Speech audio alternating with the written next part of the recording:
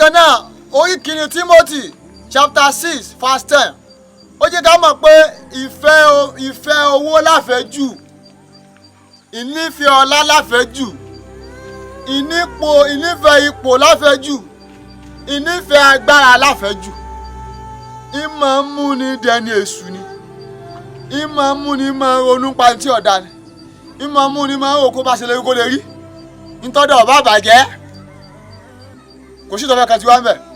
Ìlú ọba tú gómìnà tí wọ́n fẹ́ dé wọn gbọ́dọ̀ débẹ̀, àdúgbò ọba àbàjẹ́ kánsílọ̀ tí wọ́n fẹ́ dé wọn gbọ́dọ̀ débẹ̀, àwọn ọmọ ìyá méjì ọba para wọn pírẹsidẹ̀ntì tí wọ́n fẹ́ dì í sẹ́wọ̀n gbọ́dọ̀ débẹ̀. Nígbà tó ti nífẹ̀ẹ́ agbára alágbẹ̀ẹ́jù kò ní ro ẹ̀mí àwọn àkàn tó ń fẹ́ ṣèjọba ilé, kò ní wo ìlú tó pa nígbà tá a bá di pírẹsidẹ̀ntì náà tàn sí báwọn kan láàmú rúùlù, kò ní wo ìpà wọ́n máa ń pé wákàtí kan náà lábàá lò ní pírẹsidẹ̀ntì yìí tó kọ́ wa náà wà nù history pé àánà ti di pírẹsidẹ̀ntì yìí pọ̀sẹ̀ lé kó lè rí. Ó jẹ́ káwọn pé ìnífẹ̀ẹ́ owó láfẹ̀ẹ́jù ìmọ̀ mú ni wàá kú wa ni o. Orí kìíní Timothy chapter 6 verse 10 ló jẹ́ ká mọ̀ pé gbogbo ẹni bá ti nífẹ̀ẹ́ agbára alágbàjù, bá ti nífẹ̀ẹ́ ipò láfẹ̀ẹ́jù, bá ti gbogbo nǹkan tí bá fẹ́ láfẹ̀ẹ́jù ìmọ̀ mú ni sẹ́ńtì ọ̀dà kó lọ́ọ́ bá jẹ́ kó jẹ lẹ́yìn bá jẹ́ lájẹjù ìmọ̀ ń parí lára ni, bẹ́ẹ̀ bá sun òun lásùn jù ìmọ̀ ń ní lára ni, bá yẹ pé obìnrin ló bá fẹ́ láfẹ̀ẹ́jù ìmọ̀ ń kó bànújẹ́ báyà ni, bá yẹ pé ọkùnrin ọ̀dà náà bá fẹ́ láfẹ̀ẹ́jù yóò wá mú ọ wá dógbó lójijì káàtó a sọ pé ìyẹn ṣe á nífẹ̀ẹ́ agbára láfẹ̀ẹ́jù. Nǹkan tá a lérò pé ń ṣe àǹfààní fún wa nu obìnrin àwọn òpó à ń gbádùn ara wa, obìnrin náà òpó náà ń gbádùn ọkùnrin, oúnjẹ àwọn òpó oúnjẹ àgbò tó pé wọ́n ní oògùn ebi òun ló ń jẹ, a gbọ́dọ̀ jẹun lẹ́ẹ̀kan lójúmọ́ tàbí ká jẹun lẹ́ẹ̀mejì lójúmọ́, wọ́n lọ sí fún alágbára ọlọ́fẹ́ lómi lágbára pé yóò jẹun lẹ́ẹ̀mẹ́ta lójúmọ́. Tó bá tó ti á pọ̀ jù gan, mo yẹ kí bàbá jẹun ìta àlàáfíà yìí tó bá tó ti pọ̀ jù gan nítorí máa ń ba àlàáfíà rẹ jẹ ni kátà kí wọ́n á nífẹ̀ẹ́ owó láfẹ̀ẹ́jù. Nídìí eléyìí gbogbo tẹ́ bá ti ní láfẹ̀ẹ́jù jù. Orí kìíní Timothy chapter 6 verse 10 ó jẹ́ káwọn pé ìmọ̀ ń ṣe kíni ìmọ̀ ń dá nǹkan rú ni. Nídìí eléyìí ẹ jẹ́ ká nífẹ̀ẹ́ owó níwọ̀nba káwọn bá fi kù bí ní Ọlọ́run. In the Bible, 1 Timothy chapter 6 verse 10, God let us know that for the love of money is a source of all kind of evil. When you love position too much, love of money too much, this position, no matter what happens, I must get there. This senator, no matter who dies, I must get there. No matter which family gets destroyed, no matter what happens, no matter which life gets lost, I must get there because of the love of that position, because of the love of that money. You don't care about what happened. You don't care about the people that you want to govern on. You don't care about anything. You just want that money. You want that property. You want that land. You want that wealth. You want that position. It will do you no good. It will do you no good. It will not take you to anywhere. It will make the innocent suffer. Because when you love that position too much, when you are not caring for the people, you are going to give account of all your actions. Because you love position, because you are in love with money, because you want that land, because you need that wealth. You don't care what happened. You don't care who died. You don't care whatever happened to the people in that country, because you want to become the president of the country. When you don't care about the people of the country and you want to become the president, you want your name to appear in the book of history, and you don't care about the people you want to govern on. So what's the essence? What's the usefulness of that position you love so much that you want to get there without caring for the people you want to govern about?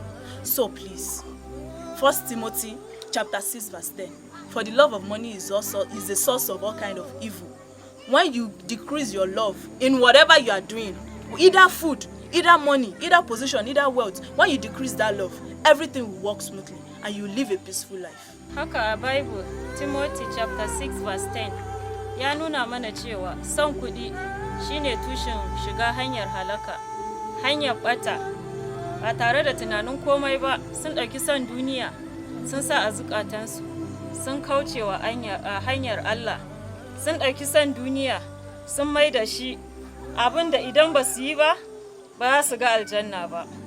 Kuma duk wani wanda ya ɗauki son duniya ya ɗora wa kanshi, ko da an zo mishi da ko da kisa zai yi don ya samu mukami zai yi, saboda idan shi ya riga ya rufe, bai damu da komai ba a lokacin. Tunanin shi aljihun shi abin da zai samu, ba ruwan shi da cewa idan na yi wannan me zai faru baya, ko kuma ranar gobe me zai faru. Ba ruwan shi, ba ma shi da tsoron Allah. To Allah baya son duk wani wanda ya zama shi ba shugaba na kwarai bane. Sai ka samu an ɗauki kuɗi an ba mutum ko kuma an ɗauko mutumin da ba zai iya abu ba saboda an karɓi wani abu a hannun shi. An taɓa ganin inda makaho ya jagoranci masu ido? In ma ya jagorance su ba inda zai kai su face halaka. Duk wani wanda zai tashi ba zai abu don Allah ba, mutane ba za su gani ba saboda su ma daga ya zo ya ba su wani abu sun hanshe shikenan ya zama na kwarai, bai dame su ba.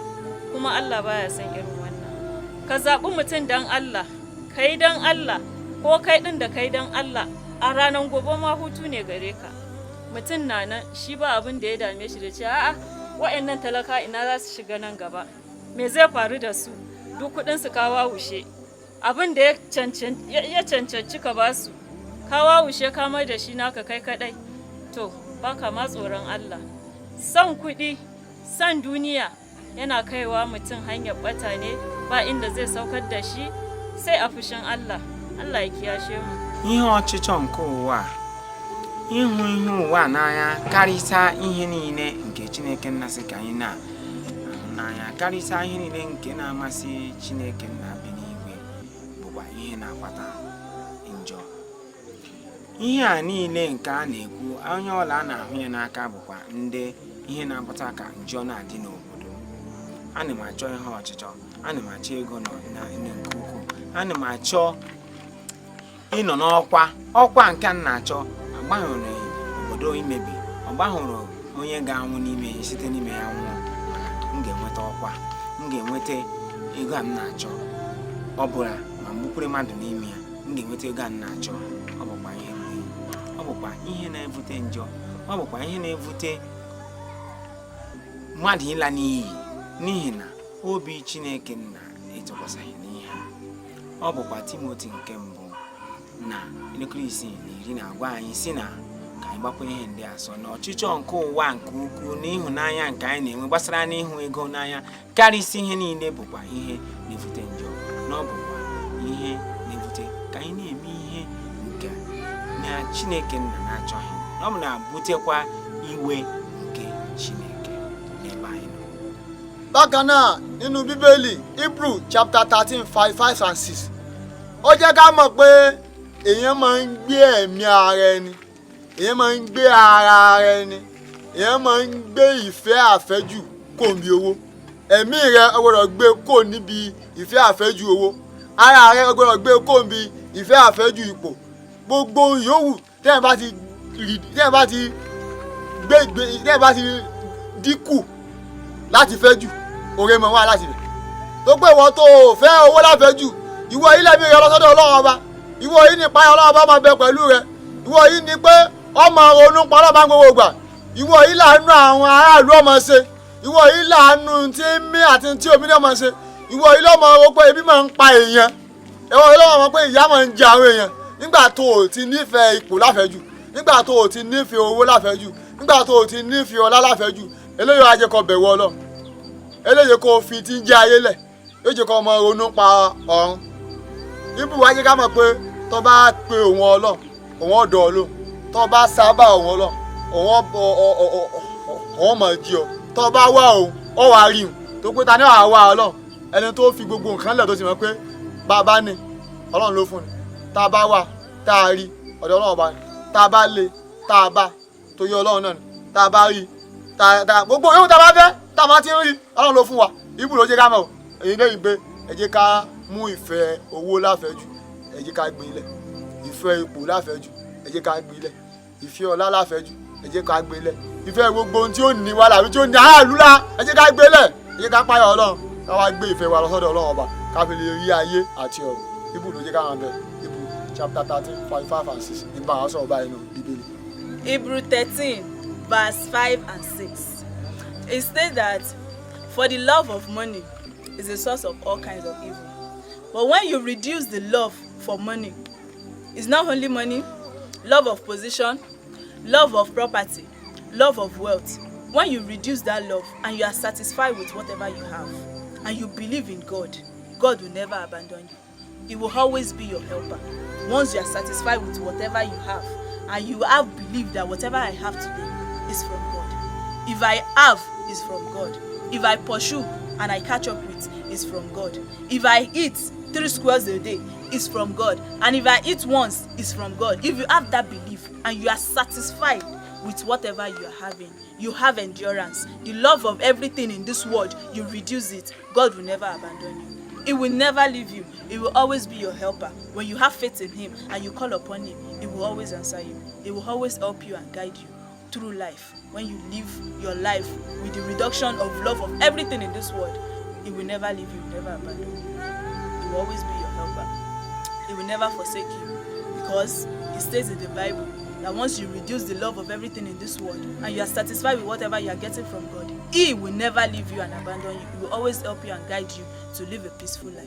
Haka Bible ya nuna mana cewa a Hebrew chapter 13 verse 5 and 6 ya nuna mana cewa ka ɗauke son kuɗi a rayuwanka, ka wadatu da abin da Allah ya baka, abin da Allah ya maka ya zama isasshe a gare ka, ya zama na duniyar nan ka ɗauke shi ba mai wani nauyi ba ne, kuma ka san Allah na tare da kai, Allah macecinka ne.